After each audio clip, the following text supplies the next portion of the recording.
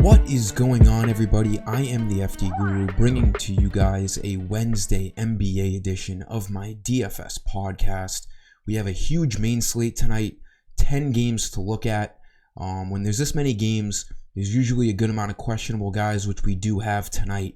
So these 5 value plays, we're just taking advantage of the value and injuries that we know of in the early afternoon. Things can always open up towards lock.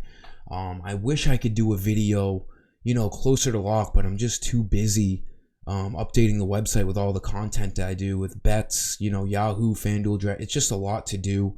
And I have to stay up to date with the injuries, so I just can't make a video much later in the day because I don't have the time. But these 5 plays should help you out.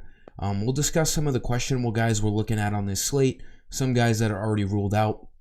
And looks like we got the return of Ja Morant tonight, which makes things pretty interesting. Give this video a like. Make sure you're subscribed.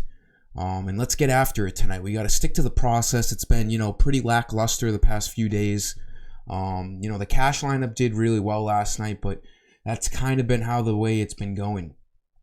We've had, one good lineup, but I post a lot of stuff, bets, prize picks.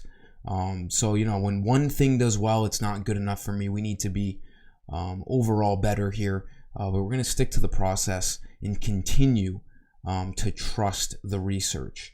So for point guard tonight, Jamal Murray looks pretty good. He's a guy that's usually 8,000 or more. At 7,700, makes for a really good value play. The Nuggets, they're fully healthy, but behind Jokic, Jamal Murray, the number 2 usage guy in this Nuggets offense. It's a 7-point spread in Washington. They are on the road. I truly don't think the Nuggets are that dominant. I'm not too afraid of a blowout here. Jamal Murray needs 36 fantasy points to hit value, and he just looks like a lock and load cash game play. He's a guy that always gets you 35 or more fantasy points outside of the extremely rare nights.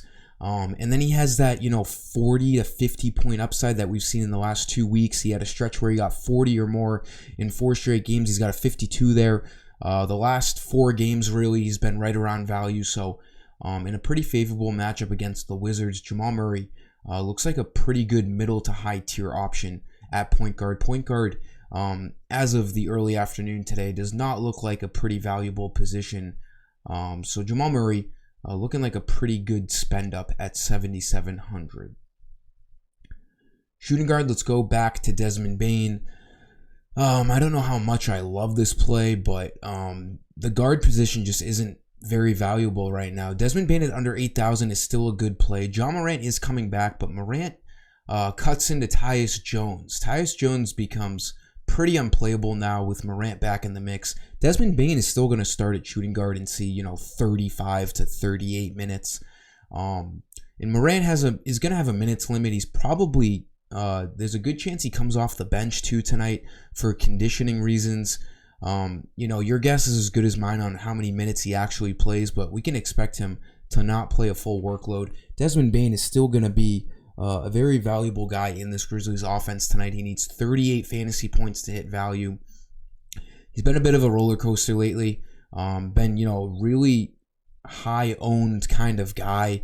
Against the Rockets here, a great matchup. There is certainly a blowout risk. So maybe Desmond Bane falls more into the GPP category tonight due to the risk of a blowout, due to his inconsistencies lately and Ja Morant being back.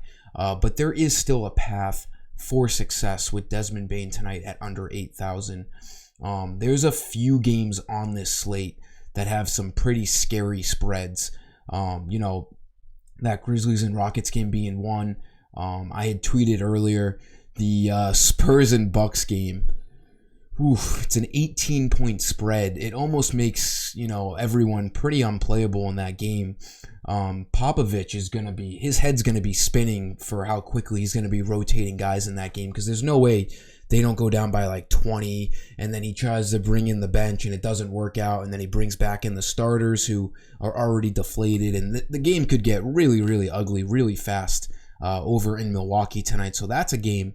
13 points for the Grizzlies. It's not that scary. But when you're talking 18 in the Spurs and Bucks game, you kind of want to stay away from that. That's a ton of risk for a blowout. Small forward, we got Kuzma news again. He is out once again. So, 24 hours ago, less than 24 hours ago, they played their game 14 hours ago. He is going to be a good play, Deni Avdija. He's going to come off the bench, see we saw 33 minutes last game. He finished the game over Kispert for the Wizards. He's just a better player overall. So we can expect him to see 28 to 33 minutes tonight. 5,200. His price went up $200. He was in yesterday's video. He was a big reason why the cash game lineup did really well. He was like 10% owned, easily hit value, getting 33.5 fantasy points. He's a guy that does it all. He's going to see open threes if those go down. That's great because he's going to get rebounds, 21 rebounds in the last 2 games. And he ran into a couple of steals last night too, which is always a bonus. So Deni Avdija, especially coming off of a great game last game, should see his minutes up there coming off of the bench for the Wizards. Power forward, let's go to Trendon Watford. We have Jeremy Grant out once again tonight. Watford has been the starter for the Blazers. His price has gone down a few hundred to 5,700. He can easily be a fantasy point per minute kind of guy in a great matchup against the Jazz. This Blazers and Jazz game is one of my favorite games of the night to pick from. It's got a high over-under, should remain competitive. And Watford, outside of last game in a tough matchup against the Clippers, was hitting value since Jeremy Grant went down. 24, at the time, his price was cheap, so 24 he hit value. And then the last 3 games before last game, he hit value in 3 straight games. Has seen a ton of minutes. Last 3 games, he's averaged around 30 minutes a game, 32 minutes a game, saw 40 against the Knicks. He's been really consistent. He's going to get you double-digit points, 10 points in the last 4 games, and get you mid-range rebounds from, 6 to 8 rebounds. Just a really solid play here at 5,700. He doesn't have to do much. He's a great stock guy. He gets a couple steals a game over the last 4. So at that price, he needs like 27 fantasy points to hit value.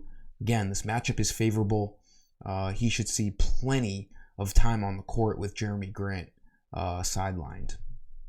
And then for center, Kristaps Porzingis was very popular last night. He should be popular again tonight. 9,000 with no Kyle Kuzma. We saw him see a ton of minutes last night. 38 minutes in regulation. With no Kuzma on the court, a ton of the usage goes to Porzingis. Bradley Beal as well. He needs 45 fantasy points to hit value. He looks like a great play in all formats. He's going to get you over 40, even if he doesn't play that well. And then he has 50 to 60 point upside. So whether it's cash games or GBPs, he is playable in all formats tonight. Looking like a really strong play against the Nuggets. He's at home.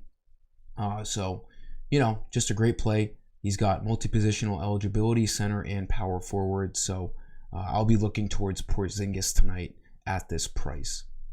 That'll do it for this video, guys. Let's have a huge night. We got MLB starting up in a week from tomorrow. So let's build up that bankroll, get out of this little funk, and crush it tonight. Give this video a like.